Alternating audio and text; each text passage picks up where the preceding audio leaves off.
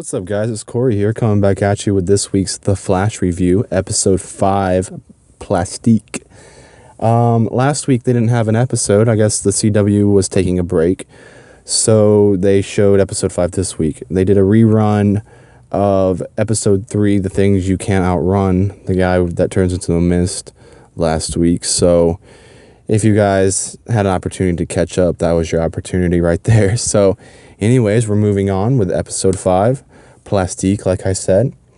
So the episode goes on to basically there's these bombs that keep going off in the city, and Joe, obviously being the detective, goes and investigates, and they come across this woman, okay, who is Plastique, and all of a sudden the army comes in. This General Ellis comes in and tells him that he's taking over the investigation and that he's going to take this woman under his supervision.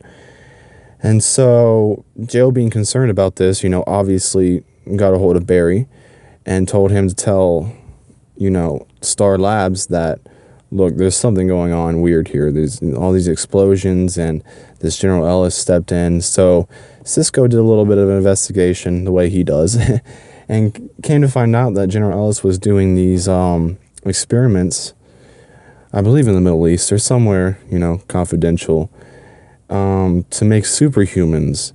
And this woman, Plastique, happened to be one of his superhumans or super soldiers.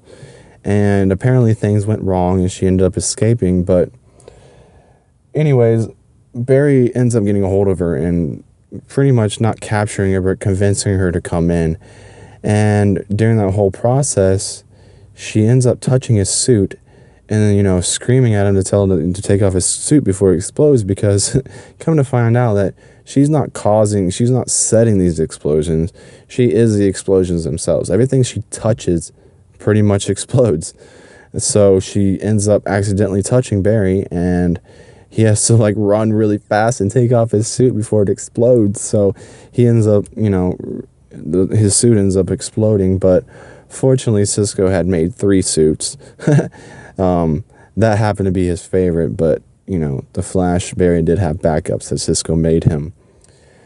So anyways, they take her back to Star Labs to do a little bit more experimenting, a little bit more testing to see what's up with her and her DNA. And come to find out that this whatever they were doing, these experiments with these explosives and all these to make them into super soldiers, kind of bonded with her DNA. So, everything she touches explodes. Anyways, General Ellis ends up finding out that she's at Star Laboratories, and then, ends up coming to Star Laboratories to take her. And the story goes on where they're trying to hide her and stuff, and she's not a villain by any means.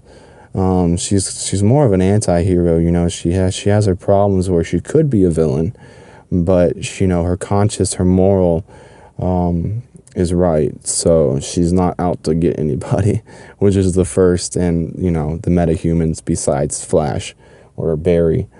So without giving the end away too much about that side of the storyline, I'll go into the other little detail about Iris. And Iris has been doing a lot of research on the Flash. She's been getting involved a lot and, writing papers and everything. And obviously because of the Flash involvement with metahumans, it's very dangerous for anyone to be involved with him personally or, just even on the side. So Joe tries to convince his daughter first, look, this is too dangerous. You need to stop. But obviously being her father, she's not going to listen to him. So Barry himself tries to go and convince her, and she's still not convinced. So he literally comes to her in his suit, in the Flash form. And, come to find out, the way he's able to change his voice is he actually vibrates his voice, his vocal cords really fast. So that's how he's able to talk differently. I thought that was really inventive. But anyway, so he goes in there, disguises his voice. He's always in a light or a shadow where she can't see his face. But he basically tells her, as the Flash, look, you got to stop this. It's too dangerous. But then she just goes around and says, well, look, I had a friend who grew up his entire life with people thinking he was crazy because he believed in people like you. You know, people need to know that you exist. And so it kind of like, you know, it's kind of a little bit of controversy on what she's going to do. But anyways, that was this week's episode. It was actually really good. There wasn't a lot of, you know, it wasn't the typical just villain thing. Actually, the protagonist or the antagonist in the story was actually just General Ellis, you know, trying to get her for his own benefit, Plastique. But anyways, guys, that was episode 5, Plastique, for this week. Sorry that it took me so long to do this, but you know, I just had some things going on, and like I said last week, they didn't even show an episode. So anyways, next week they will be showing episode 6. There's no break in episodes as far as I know. So in a few days, actually, just be looking out for the next review. All right, guys, this has been Corey. Thanks for watching. This is sinisteReviews. Don't forget to rate, comment, and subscribe.